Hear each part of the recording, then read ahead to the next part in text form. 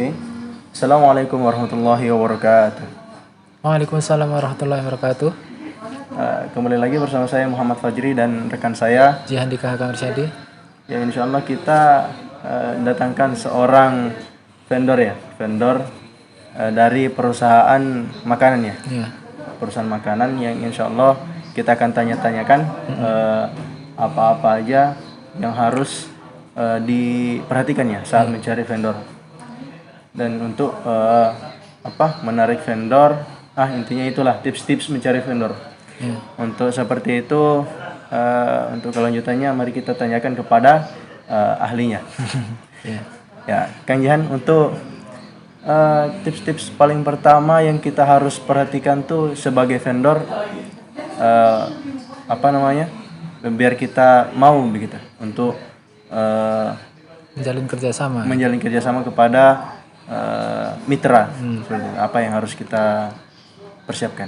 Sebenarnya sebelumnya saya ingin menjelaskan ya, di sini saya bukan expert di bidang vendor, tapi saya berusaha menyesuaikan persepsi para perusahaan vendor itu yang menyediakan atau mensuplai barang-barang yang diinginkan oleh perusahaan seperti itu ya. Jadi seperti ini Kang Fajri. Jadi cara pandangnya vendor itu agar dia mau bekerja sama dengan perusahaan itu nggak jauh beda seperti halnya investor ya. Jadi vendor itu pasti memperhatikan apakah misalkan saya kan bergelut di bidang makanan ya.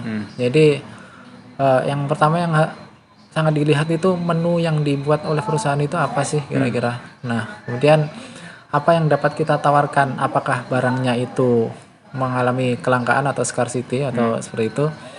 Kalau misalkan langka, kemudian kita tidak dapat mencukupi kebutuhan yang diminta oleh perusahaan itu, ya otomatis kita tidak dapat menjalin kerjasama mungkin dalam satu bahan ini saja gitu seperti itu.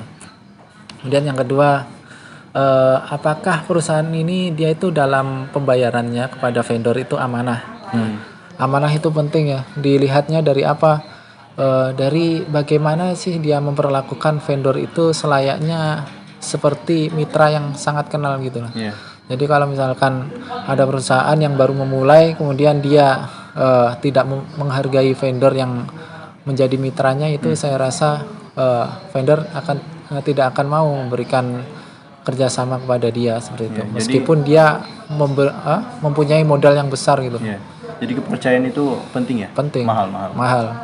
Rasulullah saja pun mengajarkan yang 4 sifat yang utama yang dimiliki Rasulullah dalam bidang usaha itu. Salah satunya alamin. Ya, yang pertama sidik, amanah, tablik, fatonah. Seperti itu kan yang 4 sifat ini harus kita ketahui dan kita terapkan, bukan hanya diketahui aja ya. Jadi dalam bisnis ini sangat penting sekali seperti itu. Seperti itu teman-teman, untuk untuk mencari atau melihat sebuah mitra atau sudut pandang dari seorang vendor kepada seorang mitra.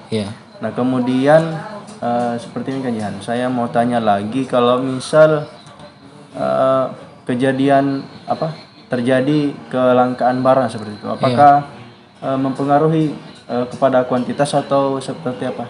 Kalau misalkan barang langka, kami lihat dulu apakah dia stoknya banyak kemudian dengan kualitas bagus. Misalkan stoknya dikit, kualitasnya buruk ya otomatis vendor tidak mau mengambil seperti itu. Misalkan saya juga mencari produsen atau supplier yang hendak saya jual kepada konsumen yang membutuhkan itu.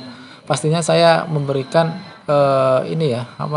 barang-barang yang dengan kualitas terbaik, nggak mau dengan kualitas yang di bawah rata-rata seperti itu, untuk menjaga kepercayaan seperti itu. Kualitas juga penting.